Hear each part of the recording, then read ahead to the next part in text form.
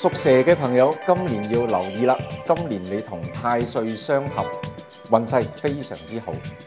不過整體上亦都有一啲是非嘅星，所以今年亦都要留意身邊會有人攻擊你。喺感情嗰方面，今年係中上格局，所以已經有固定對象嘅人，今年感情可望穩定。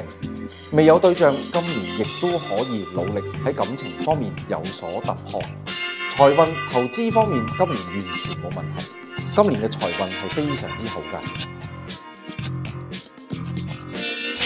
屬蛇嘅朋友，今年要留意嘅重點有：第一，今年嘅運勢比去年為佳；第二，今年嘅貴人運特別強；第三，今年嘅財運非常之好。最後一樣，今年特別要留意是非方面嘅問題。屬蛇嘅朋友，今年嘅吉星有歲合，代表你同太歲相合。今年嘅運勢非常之強。天德星代表今年嘅貴人助力非常之強。另外，福星亦都係代表貴人嘅助力嘅。煞星方面，卷舌星代表容易會有是非。劫煞、交煞代表做事嘅時候容易會受到掣肘。呢兩方面特別需要留意嘅。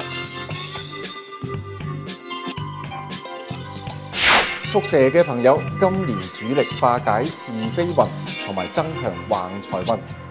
喺化解是非方面，今年嘅是非位喺西北面，我哋可以喺西北面放置紫色嘅物件，例如地氈、畫畫，又或者係一啲紫色嘅飾物。橫財方面，今年嘅橫財位喺正南面，我哋可以喺南面放置6粒白色石頭，放喺一杯水入邊，咁樣就可以確保增旺橫財，後年行好運啦。